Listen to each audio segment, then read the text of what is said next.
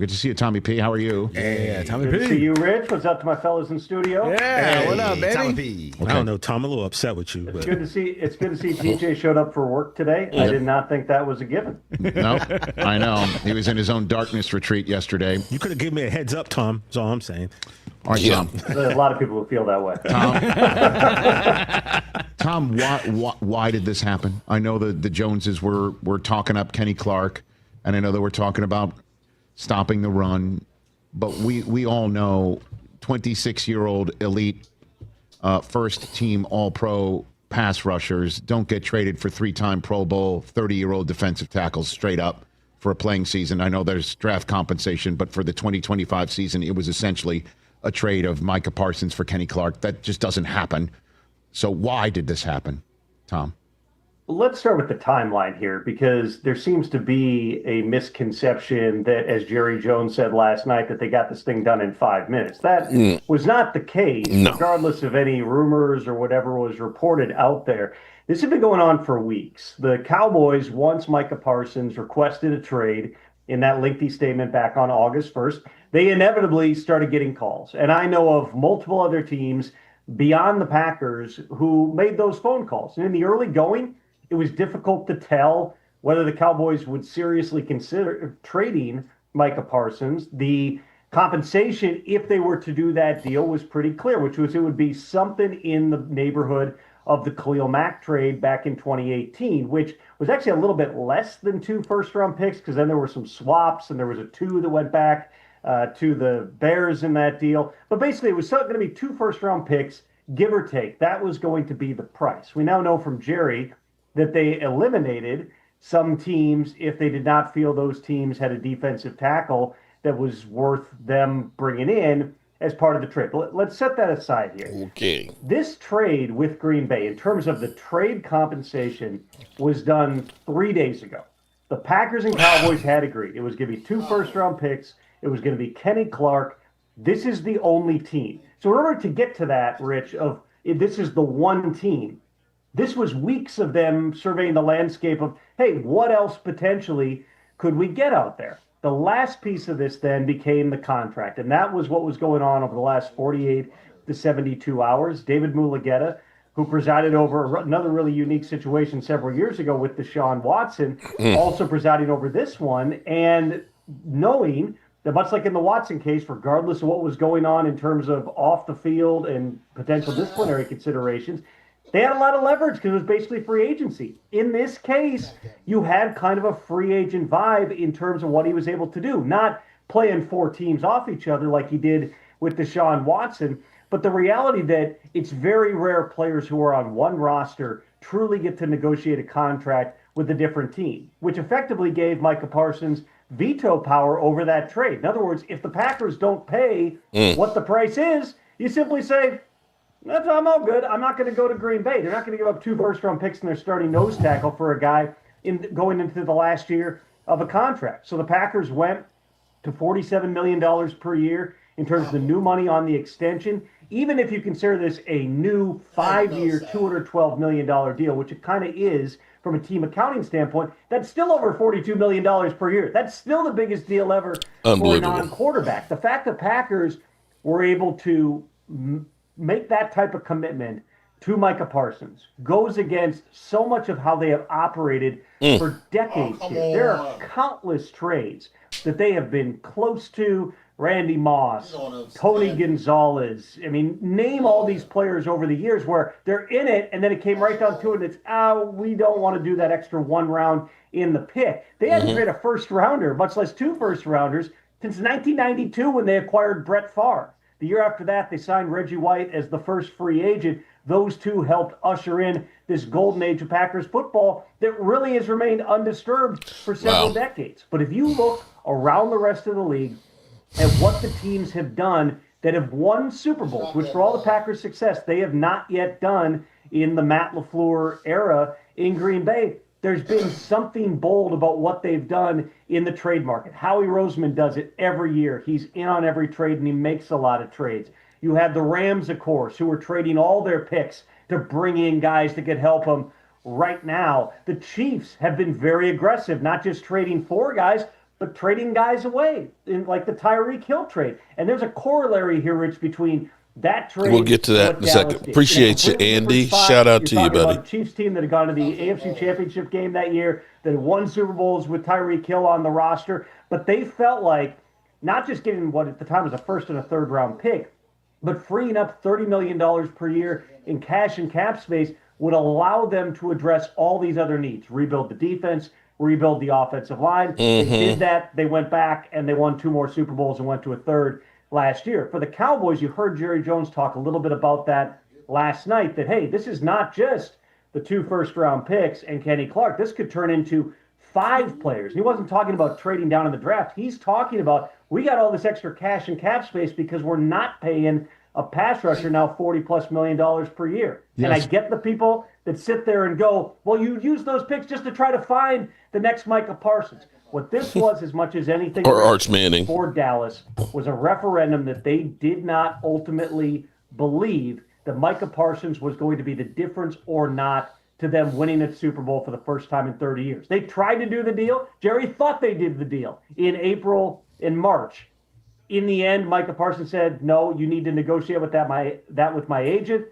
They were not willing on the Cowboys standpoint to do that. They never talked with David Mulugeta. They never tried to do a deal. He did confirm, reporting by our James Slater last night, Jerry did, that in the end, they made one last shot. Parsons and Mulugeta came to the Cowboys like, hey, well, we're still willing to sign with you. And the answer a few days ago from the Cowboys was, you're on the 5th-year option, you're under contract, get ready to play next Thursday in Philadelphia. That was basically the end of Micah Parsons as a Cowboy. It just took a few more days for the Packers, financially and otherwise, to finalize Micah Parsons being a Green Bay Packer. Okay, Tom, you just said a lot there, and I appreciate it. Wow. Well, hello, good people and Eagle fans. We are sitting here 5 days, 23 hours, and 11 minutes away from kickoff against the Philadelphia Eagles, and the Dallas Cowboys have been owning the media for the wrong reasons all damn summer. Let me first say thank you, everybody, checking in on me, because I literally drank myself till I fell the F out and left the live stream going. And I'm serious. Here's what literally happened. I tell you what was finally the thing that literally turned me over to just passing the F out. I was watching. I had Philly 500, who was actually throwing me softballs. He was actually being nice to me. But I was just like, you guys saw me, dink, right under the camera, shot, dink after shot, dink after shot on an empty stomach. And I haven't been drinking since last off season when the season sucked ass. I got up because I needed to take a leak, and I went up. I said, I'll be right back. And I went and took a leak. That went okay. And then I came back to the table, and I started listening to Jerry Jones. And for those of you out there, let me flip the camera here. Look. Shout out to Miss Tracy. Look at this. Send in the clown. Or we sent in the clown. There we go. Tracy is getting so creative. This is my favorite shirt right here. Jerry Jones the clown. I sat there listening to Jerry, and all of a sudden my head just started spinning. The room started spinning. I said, I might need to go puke. Just in case, I'm going to go into the bathroom. And I got in there. And that floor that we put in at the Red Brick House, boy, that floor looks so good. I said, I'm just going to lay here for a second while the room is spinning. I'm just going to lay here for a second. And then my wife came up there and she said, you got to be shitting me. And she literally took a picture of me. Jerry Jones got me drinking. So we've got the aftermath of Micah Parsons being traded. Shout out to JD 1965, who's vacationing in Arizona. And let me say hello to all the wonderful people. Monique, shout out to Monique, our resident Commander fan. And then we got lovely Linda. Linda, this Tracy got your shirt made this morning. and will be put in the mail, excuse me, tomorrow. There's Lady Libra double dipping. I appreciate. There is. Oh my God. I hate this where I don't actually have people's names anymore. Oh my God. Oh my God. My Delaware friend. I'm having a brain fart. Damn. Why? I think it's the alcohol. Blame it on the alcohol, baby. Okay, and then we got Nico. What's up, Nico? What's going on? You got Alan Williams and Derek Young in the house. Who else we have in the house? Let's see. We got Hey, Dirty Sanchez, Sugar Daddy Williams, 187 Jesus. Let's see. Who am I missing? Derek Young, Ken Please, Sugar Daddy, 47 months. JD, 1965, double dipping. Appreciate you. And we got Roland's Review. What's up, Stacy? How are you doing? Fish Sharky. Curtis is in the house. And I think I got most of the people. We'll see how many haters come in to laugh at us. Hey, everyone's pissed. Let's get this roast section of Cowboys over with. You know what? I've moved on from it. It is what it is. We know Mark left the chair hosting the stream. What was crazy was people kept calling and texting Tracy saying, "Where's Mark? Is Mark okay?" You know, the chair is literally hosting the show. It literally was. The crazy thing is I told her, I said, look, there's a red button that says go live. Push that. And she's screaming, I don't see it. I said, it's on the key, not the regular keyboard. It's on the streaming keyboard. I said, just push that button. That's all you got to do. I don't see it. You got to bring your drunk ass out here. So I got up. I came over and I said, there it is. There it is. I can't. I'm trying. But finally, I ended up ending it. But the crazy thing is there was like 1,000 people still watching the chair. Maybe the chair is more interesting than I am. That's all I can say. So here it is. Micah Parsons is gone. There's no point in crying over spilled milk. What we are getting now, you know, there's always three sides to every disagreement, right? Three sides. There's going to be his side, her side, or if it is between the two of you. And somewhere in the middle is the truth. And we're never going to put ourselves in a bad light. Now, we're hearing things that are, we've had, Mark, you're awesome. Mark, you're awesome, woman, man. Yeah, Tracy is awesome. We're hearing things that are kind of putting pieces together. You know, when you break up with somebody, you got to understand. You got to understand. Tough news, sorry about D-Law. Rog FB 20, shout out to you. Appreciate the super chat. D-Law has been gone. I mean, you mean Micah Parsons. D-Law has been gone for a long time.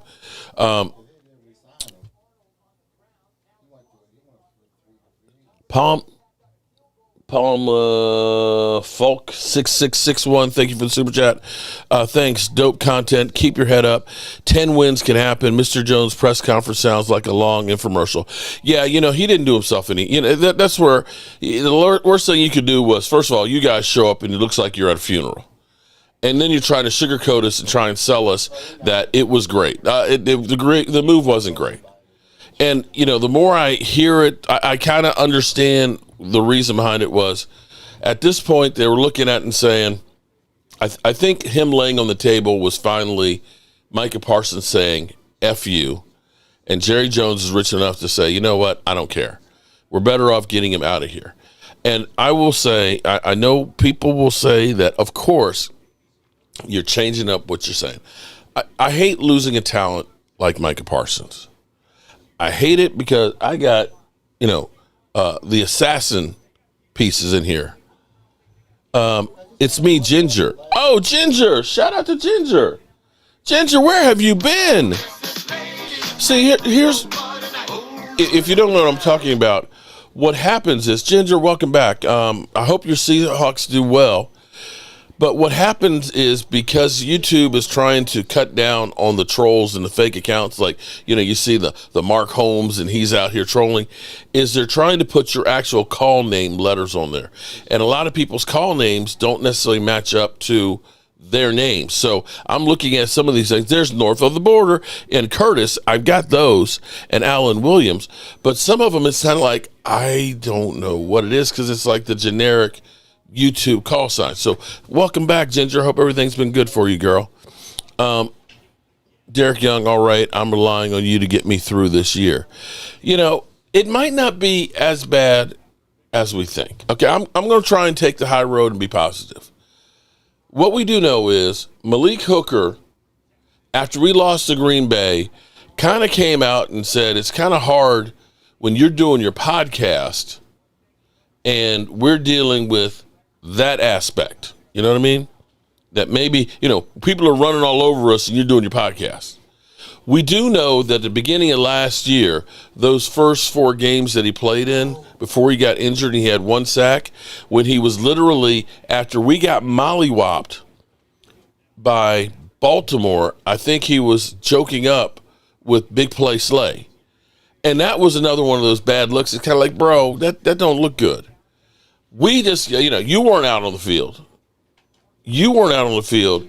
We got our teeth kicked in, and you're laughing. You're fraternizing with the enemy. That doesn't seem good. And then there is the money. $47 million. That's a lot of money. And so here's the thing.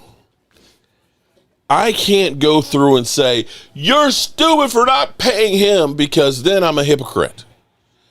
Yes. Mark, not your butt on the floor. Oh, yes. Listen, she took the picture. I didn't even know that existed till we were driving up the road, okay? Take Cowboys. Yes, it was that bad last night. It was literally that bad. We're driving up the road to get back home and stuff like that. She said, listen. She looked at me, okay? Now, let me give you. She looked at me and she said, that was some damn college ass shit. I don't want to see you do that shit ever again. You're drunk ass flat out on the floor. I said, come on now. I said, I wasn't drunk on the floor like that, was it? And then she goes,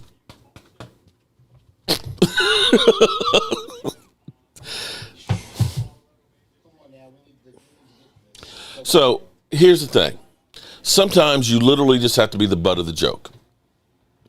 And when you got the clown, we're always the butt of the joke. Okay. Tired of dealing with cryberry pug. Yeah, and see, that is what is being said now. That is what's being said now. Now, before let's step away from Micah Parsons for a minute, because he had, his back is better now that he's had the $180 million massage. He's jumping all over the place. Yeah, he's doing all that stuff. He's healthy. Congratulations. And for you Eagles, I got it straight from one of the bird brains themselves. They're a bit worried right now. But before we do, let's meet our latest Dallas Cowboy. In Frisco, Kenny, perception versus reality. Kenny Clark. I always enjoy asking players what it's like being here when you're not homegrown and drafted and developed by the Cowboys. Yeah, I mean, it's like Disneyland up here.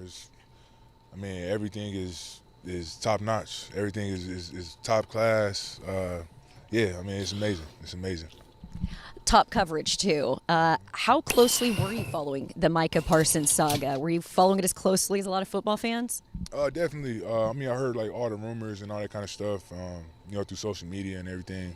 I was following it, definitely. What did you think when you were included in the saga, and you will be moving forward as we talk about this Micah Parsons trade for years to come? Yeah, shocked, man. But I'm a part of something special. I'm a part of something special. I'm blessed, and I'm so happy to be here. I'm blessed to be here, and I'm so excited to be a part of this franchise. You're a 3-time Pro Bowler, A lot of people have talked about the factor 29, and some of your stats fell off last year. But I was in Brazil when the Packers were playing the Eagles, and you hurt your foot. How was your foot, and were you playing through some of that last year? Yeah, I was playing through. I had a bunion and bone spurs last year, and hurt it in the Brazil game again.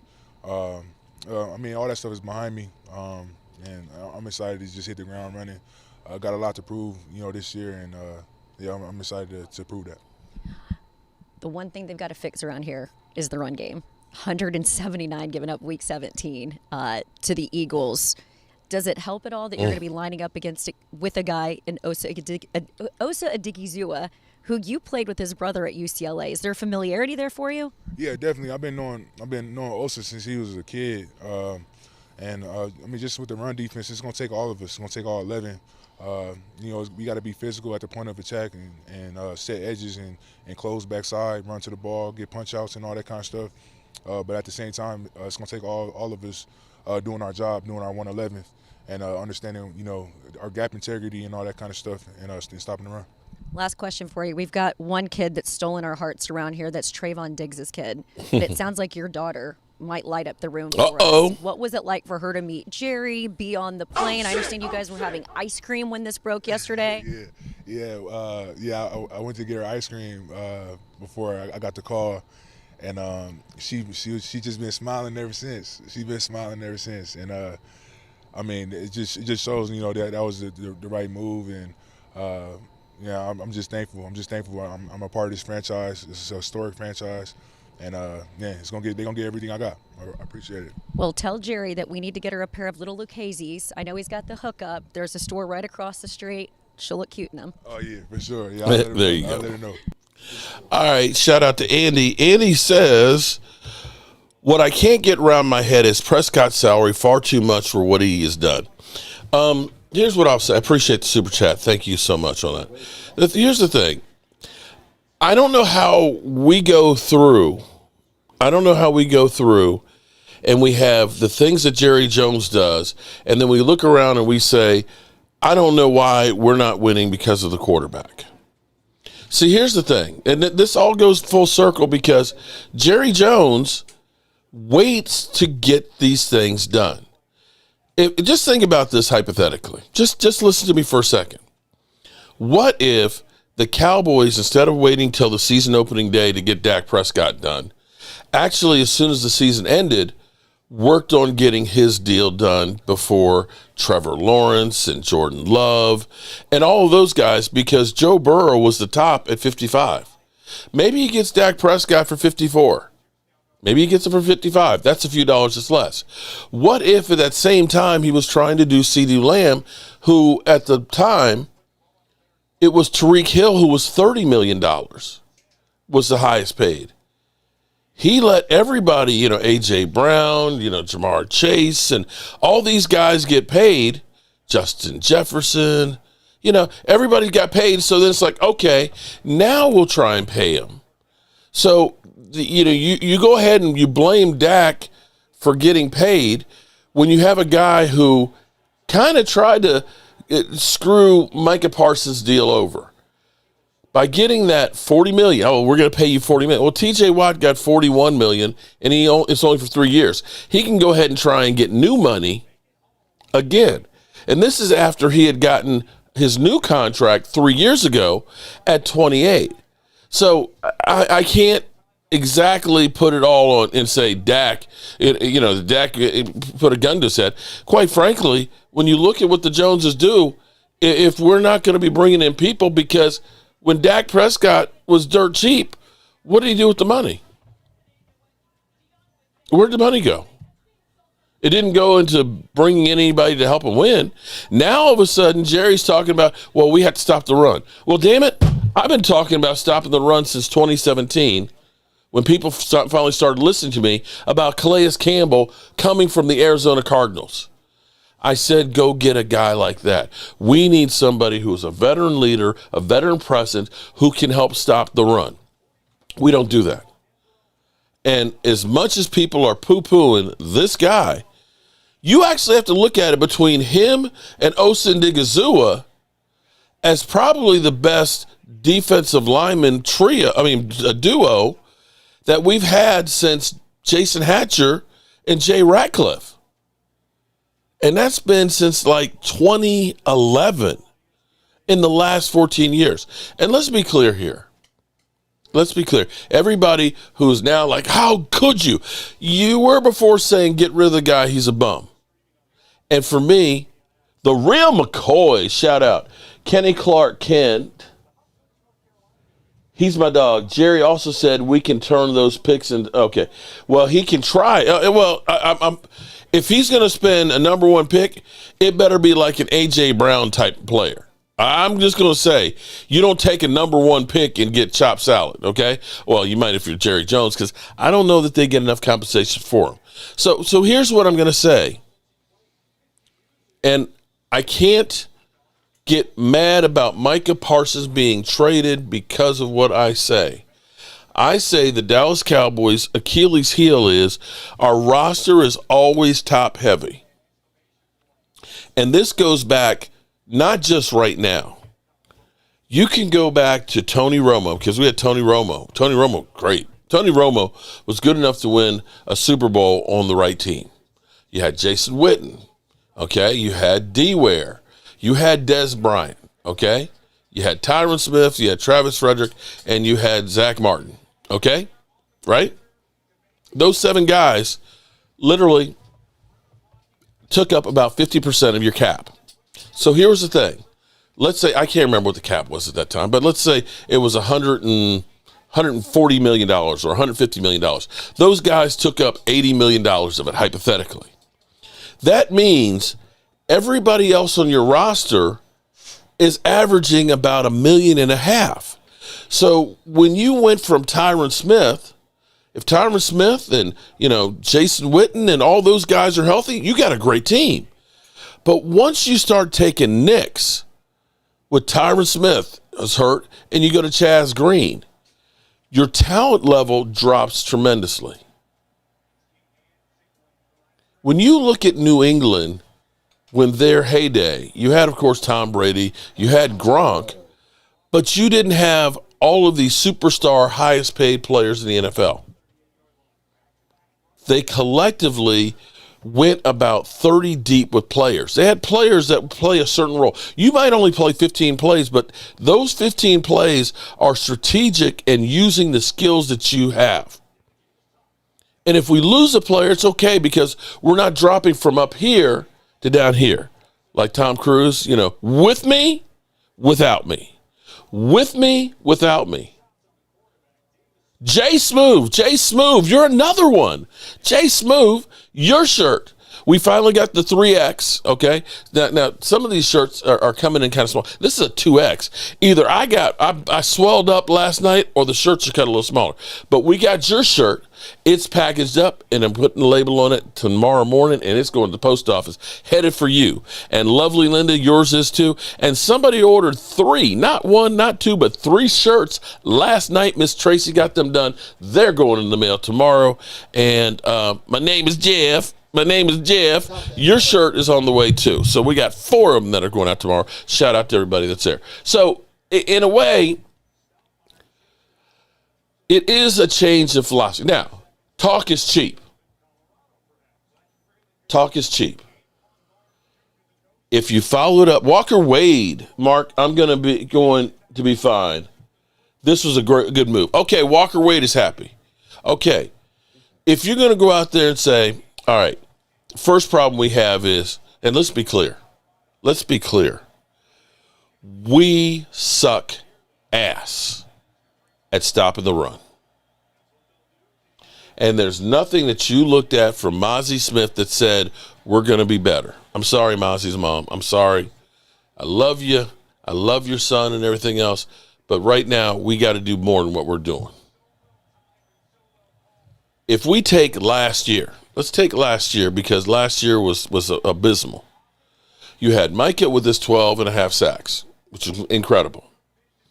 Then we dropped down to Goldston with 5 and Carl Lawson with 5, and I think Osa had 4.5. Okay? Lots of pressures from Micah Parsons, lots of sacks. When he went out, you saw how abysmal this pass rush was. Hypothetically, just follow me for a second. If you're Sam Williams, you're probably excited as shit because this gives you a better opportunity to make an impression to get yourself a contract. Remember when we drafted Marshawn Nealon and people said he's the replacement for DeMarcus Lawrence? He flashed last year as a rookie. He had some good games. If he can do what D-Law, and D-Law only had 4 sacks or 3.5 sacks last year. It's better stopping the run. If he can at least do a little more than what D-Law did, okay, that's an improvement. We got Dante Fowler, who only had 1.5 sacks less than Micah Parsons. I'm not expecting him to be 11-sack guy again next year, but if he's 7 or 8, okay? Then we got a young guy with Donovan Easy who can really bend the edge. What if Donovan Easy, a guy who had 15.5 sacks last year, 15.5 sacks last year, can really bend that edge in the NFL? And he comes on as a rookie and gets himself 7, 8, 9 sacks, right? And who am I forgetting? Did I say Sam Williams? Sam Williams is healthy and ready to go. That collectively, you can throw fresh bodies of edge rushers in there. And now, Osa, who really started coming on his own last year at defensive tackle, can rush the passer very, very well. He's a little smallish. And now you've got Clark, be it he's coming off of a down year, it's still, what he did last year is still better than what we've got production-wise since Jay Ratcliffe. I'm being real with you. I'm being real with you. We have been so anemic at nose tackle and stopping the run. You can't look at this. You can look and say Dak Prescott threw a couple interceptions, but you can also look and say you gave up 170 yards to San Francisco on the ground. They're all hand in hand. You got to be good in all phases. And if he can help stop the run, I'm just saying, if he can help stop the run, if he can take on double teams and hold the line, and somebody sent me a message and said, can you explain and do a video about nose tackle? I was like, I'd love to. We finally got one about what they do. Don't look at the stats when it comes to nose tackles, because you're never going to see. Chris, you're starting chemo again next week on Wednesday?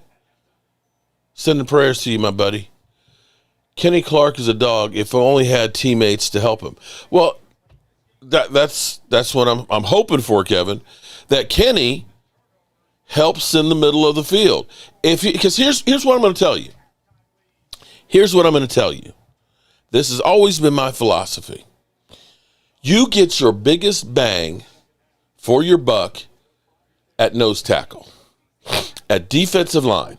And the reason being is this. Understand, I'm so happy to be able to talk about that. See, you got to understand, when you're nose tackle, you get no love, okay? It is literally a thankless job and one of the most difficult ones out there. You know why it is? You get angry. Because, you see, you got the football. Do you know how freaking close that football is to you every single play? Your nose is right here to the football, but you never get to touch it. You never get to touch it.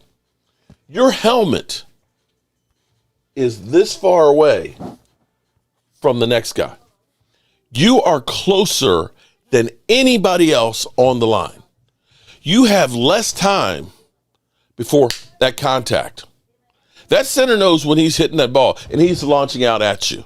Every time, your head to his head. The biggest bang you get for your buck is if that guy is good. If he can hold the line on a running play and he's taking on a double team, that means your linebacker can play downhill. He's untouched. He can be there upright, and he can look and see where that ball carrier is.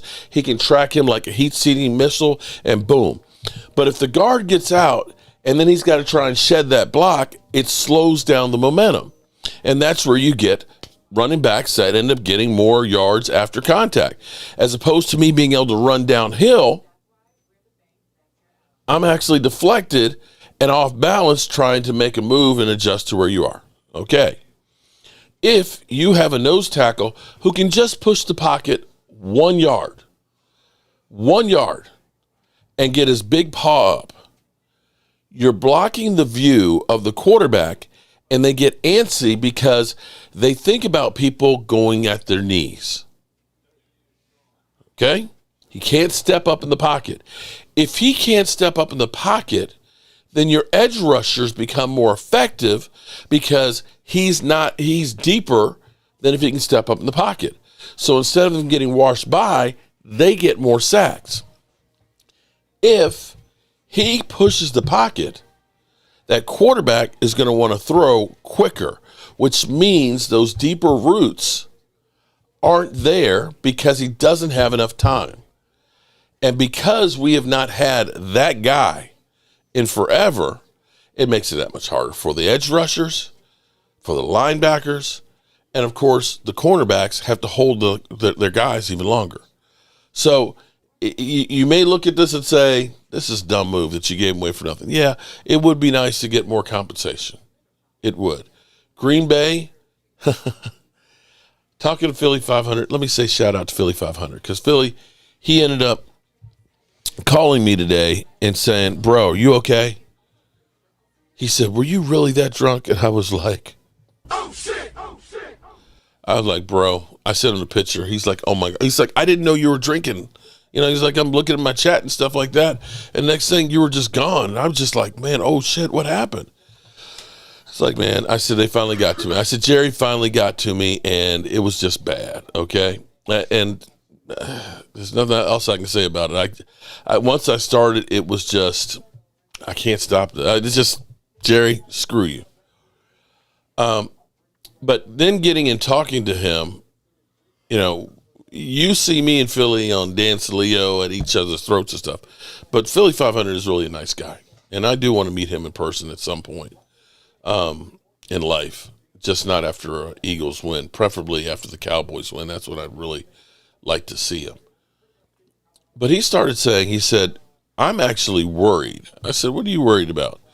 He said, you know, Micah Parsons on the Cowboys. He's like, you're fucked up. The Cowboys suck. Yeah, you know, you got Jerry Jones who's always going to make mistakes and stuff. So yeah, Micah's good and all that and stuff, but you know, you just don't have that good a team. He said, but now, if you put Micah Parsons on the Green Bay Packers, which is a team that's kind of been pretty good, then he's like, they can really kind of challenge us. And so now we got something more to worry about. So now Eagle fans are kind of worried about Green Bay as a threat.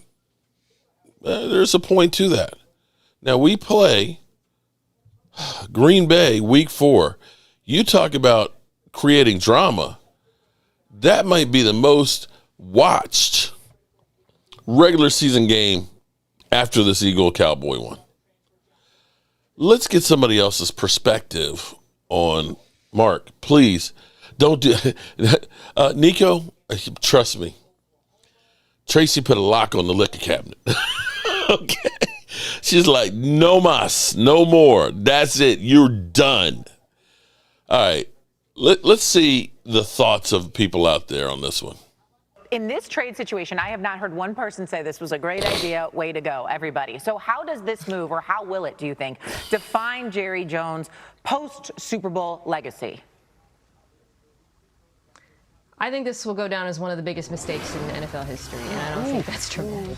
Players like Micah Parsons don't get traded. The one that we bring up as the most recent comp was Khalil Mack being moved for a few years ago to Chicago for a couple firsts, and it was a little bit different return. Frankly, they should have gotten more for Parsons because he's younger and better, in my opinion.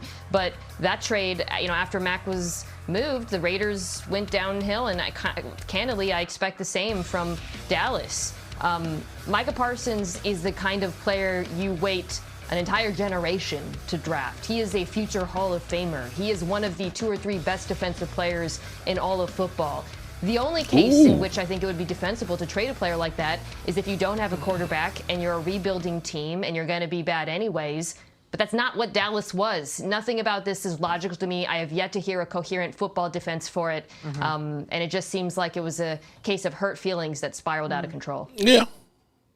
It was a case of hurt feelings. And, you know, we don't know.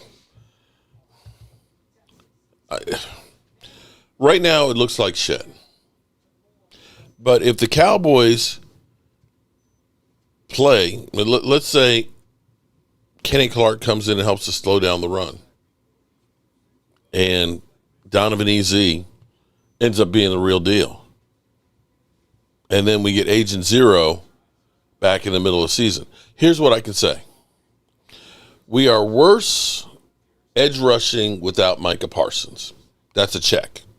That's a check. It's easy to say that's a check.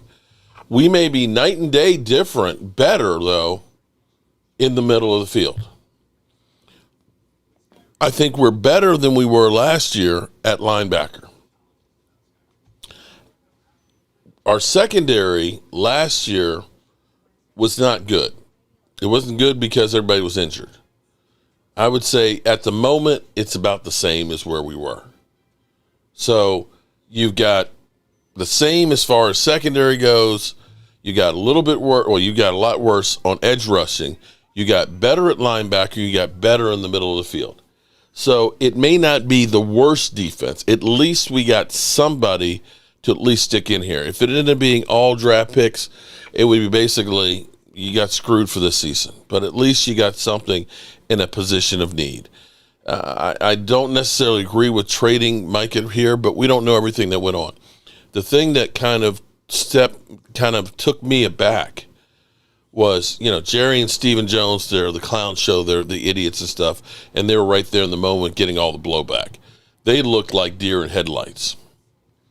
Brian Schottenheimer, either he is an incredible poker player and he never lets you see him sweat, or he was legitimate about saying, we all came to the conclusion that this was the best thing to do.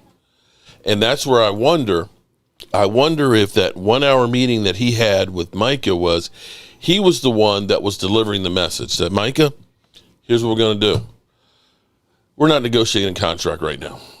It's going to be, you got a contract right now. You're going to play this season on that, or if that's not good enough, then we can give you the exit papers. And I think that what Jerry was actually trying to do, my mind is probably still hung over from yesterday, but I think what he was trying to do is ultimately look out for his coach's locker room, because it sounds like when you hear people, when you heard Malik Hooker say things, George Pickens will probably go through the same situation with Jerry next year. Not necessarily. This is where I say, I'll come to it. Shout out to you, son of John. I appreciate that super chat. You're in the number 2 position right now. That may be true. Okay, he's got athletes first too, as a agent firm. He doesn't have David Mulligetta that was reported by some people. He's actually got somebody else from athletes first. But it may end up being that you now start the process of Jerry Jones saying, we got to get Tyler Smith done. And then we're going to do Deron Bland. And you still have enough money that if you want to go ahead and do George Pickens, maybe you go through half the season and see, is this guy a real one? And start trying to make a deal there. But it sounds like from the Malik Hooker, who kind of said, dude, your podcast, man, you know, we're getting our ass handed to us and you're not doing podcasts. When you have the whole D-Law situation back and forth, we know that was an issue. We had heard 105.3 The Fan last year saying some of the people in the building are kind of sick of his stick. And we ourselves, I know at the beginning of last year when we were getting mollywopped, holy shit! Oh shit! Oh shit! Oh shit! Oh shit! Oh shit! Oh shit! Oh shit! Oh shit! Oh shit! Oh shit! Ward family, good God. God is good. Shout out to Ward family. Well, let's sit back and watch what happens and the play out. So let's laugh at Jerry in the box. There you go. We can all listen. And here's where I don't want to sit here and just cry for a whole season. I don't. I drank it out of my system yesterday, and I feel better today. Okay? I drank it out of my system yesterday. I felt hungover a bit, but I feel better now. And I just lost my George Pickens. Man, damn it. Let me find it.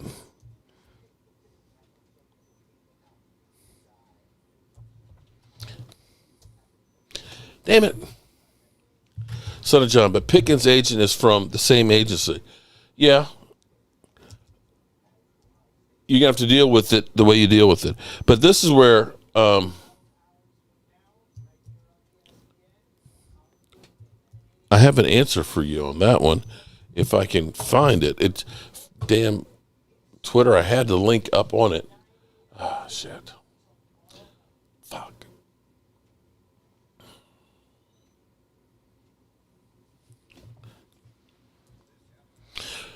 No, I don't want to see you, Micah.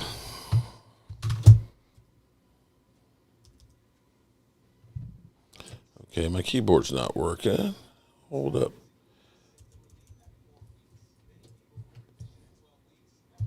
Probably need a new battery.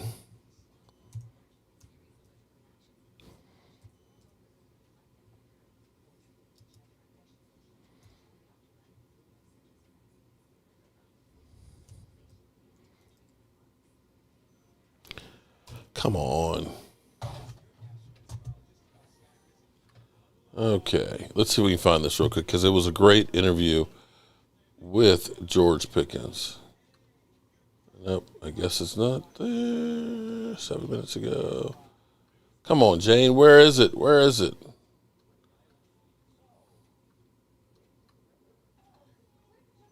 Ah, here it is. Okay.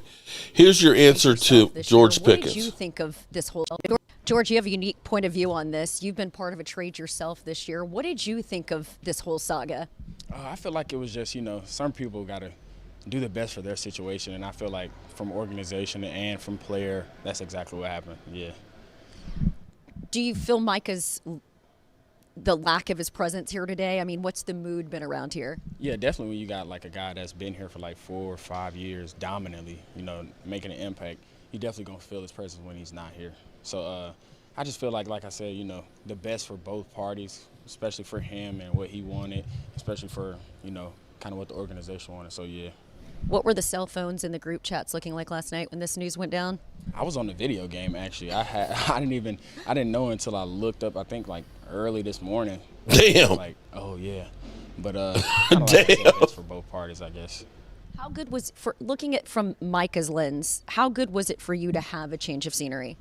It was good for me, just strictly because when you're somewhere so long and you build a certain label, a certain record, or whether that's good, great, or bad, you kind of want a fresh start, and I feel like that's what a lot of people in life, yeah.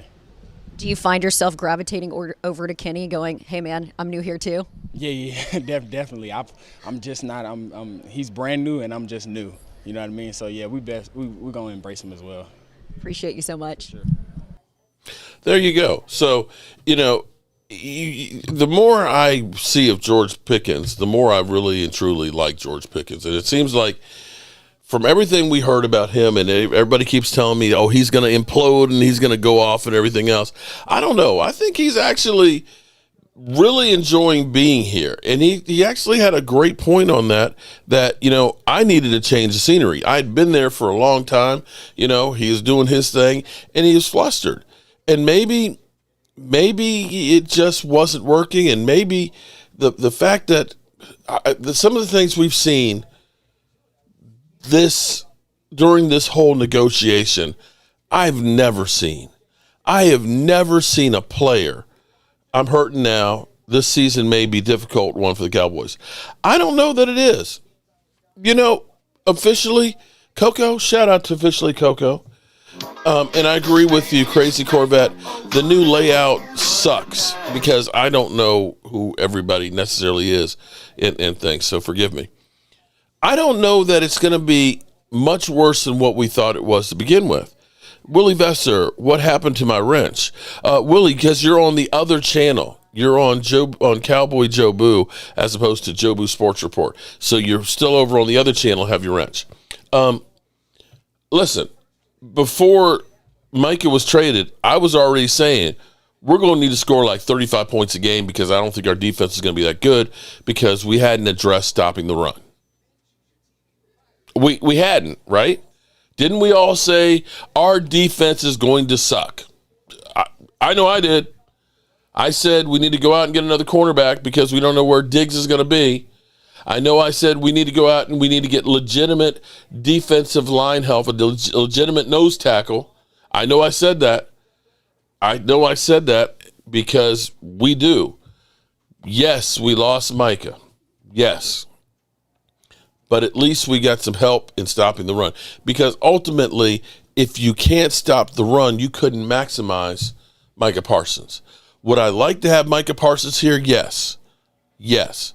Now, if Jerry Jones takes this $41 million that we have right now and starts using, statistically speaking, the Cowboys have the best EPA when Micah plays and the worst in the NFL without. Rookies will have to step up or else. So there you go. Everybody's going to have to step up. JH, appreciate the super chat. Here's what I'm going to do. Shout out everybody. We've gotten a lot of super chats from everybody, and I really, truly appreciate those. I'm just got back here, and I'm kind of screwed up. But what I will do is everybody who super chatted tonight, okay, everybody who super chatted tonight, I'm going to get your name. We're going to start a new hopper with just the names from tonight, and we're going to go ahead tomorrow at 5 o'clock. We'll double up this weekend. We'll do a members call-in show 5 o'clock tomorrow, and we'll do one on Sunday as the last weekend of the off season, or excuse me, before the season start. Son of John's been hitting it tonight. This version of Pickens is what we've been presented with, but until Mulligetta starts to train again. Mulligetta is actually not. Some people thought he was. Athletes First does have him, but it's not David Mulligetta. Jerry, I hope that Dak is in the lights out this year. I'm tired of the Dak haters. I am with you on that one because we get Jerry Jones that we all go through and say, this is the worst trade in the world after the Trey Lance, Jonathan Mingo's, and Joe Milton ones, and now the Micah Parsons. The roadway is littered with crazy trades for the Dallas Cowboys and lack of free agent signings. But we all say it's all Dak's fault. So I don't know what to tell you guys. I assume you're still ahead of the cops. Who's still ahead of the cops? Lamar Jackson doesn't need David Mulligetta. Okay. Crazy, maybe or maybe not, it could be success. Jerry needs to be drug tested. You guys traded your best player. Yeah, we did. Cowboy 214, I'm okay. Dementia is a hell of a drug. Jerry is now Al Davis. I honestly hate to say that, but Jerry Jones is beginning to get to that point where the dementia sets in. No, Mark, you will not. I'm not. Oh, God. Is that why people hate me so much? G8674. Is that why people hate me so much? Because I look at it and say, we need to be a good team all the way around. So we don't have to do like we did to Tony Romo and say, we're either going to win or lose solely on your arm. Dak's contract is a problem. It's not really that much of a problem. I mean, it would be nicer if it wasn't $50 million, but you want to know what's the problem? Take a look. Go to, here, I'll go for you. Let me get it. Let's go to over the cap. Shall we? It's easy to focus on just Dak Prescott's contract, okay? I get you on that, because Dak Prescott is a $50 million hit. Got you on that. But it's hard to say when you're sitting there with $40 million that you're not using. It's hard to say that you're not using the tools available to you. Because, see, the reason that you have the Eagles have so much cap space is they have gone through and said, damn the torpedoes, we're going to go ahead and we're going to kick that money down the road. If we look at our salary cap in 29, we basically have, I think, $40 million on the cap.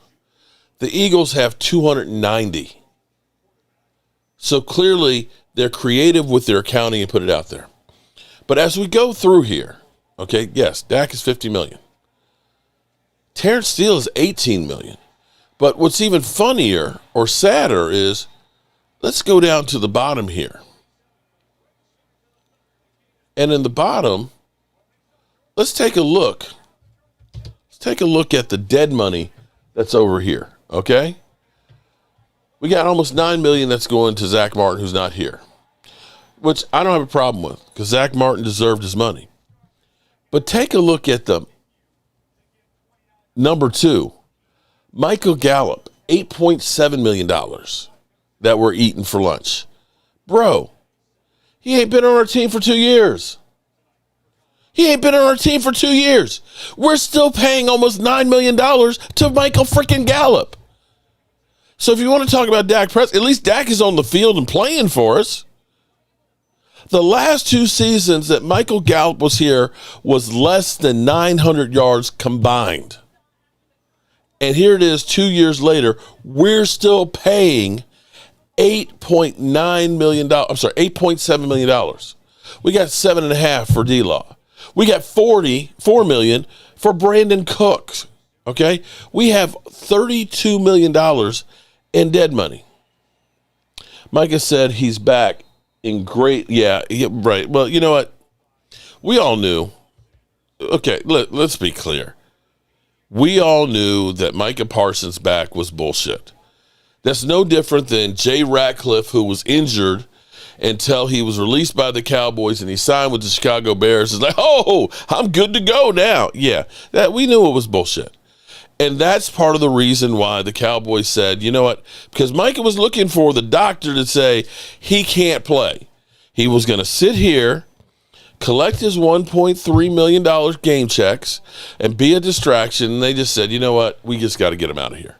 And in the end, I think that this actually, having Schottenheimer talking to him for an hour and being the go guy with Micah Parsons and getting him and negotiating this, that, and the other, I think is actually, for once, supporting your coach.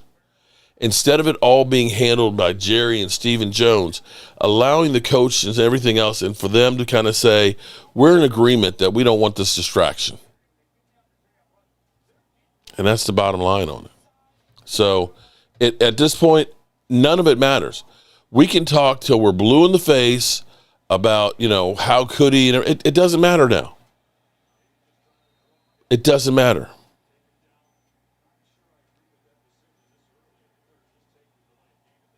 He's gone. And nothing's going to bring him back. We got our 53-man roster, and in 5 days, 22 hours and 20 minutes, we start the season against the Philadelphia Eagles.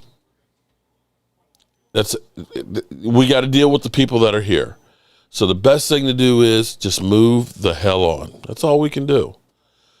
So I had my drunk stupor, and now we'll see what we have against the Eagles. I would like to know how the team is responding, but for my man to say, I didn't even know about it until this morning. Okay. He don't seem to be too upset about it.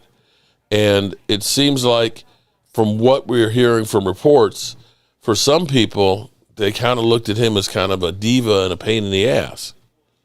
So maybe it calms the locker room and it gets them focused in on playing football. Vinny, let's do it. Let's do what? I say let's go out here and shock the world because nobody's giving us a chance. Ward family, looks like you're going to be our winner chicken dinner tonight. Ward, you got to pick out. Tell me what kind of shirt. Do you want the clown shirt? And I know you're a big man. You're kind of tall. I know you're 2X to 3X. And I'm not saying chunky fat like me. You just big from lifting up all them trains and shit. But let me know what shirt that you want to get. And like I said, for tomorrow's, we'll do a members live stream, 5 o'clock. And I will get everybody who did a super chat tonight add you all into the hopper, and we'll do a drawing for one of the plaques that we have in here, maybe Randy White or, that are autographed, or Charles Haley. I got a bunch of different ones. I got tons of them in here. Anybody want a Micah one? Anybody want a Micah? Okay. Oh, shit. Got some Micah shit if anybody wants it. All right, good people. That's all I have for you. And I'm tired after all of the drinking that I did yesterday. I have cried my tears. I have moved the hell on. And as a Cowboy fan, I recognize that we are a dysfunctional organization. And nothing should surprise you. And we've got two choices. We can stay here, be a Dallas Cowboy fan, be them boys, and understand what we got, or we can find another team. That's it. That's all we got. So I wish things were different. Son of John, damn. Son of John just came up from the damn. I tell you what, Son of John and Ward family both win. Son of John, shout out to you with the huge, it's huge, she said, super chat along with Ward family. Both of you guys email me with your address and your shirt size.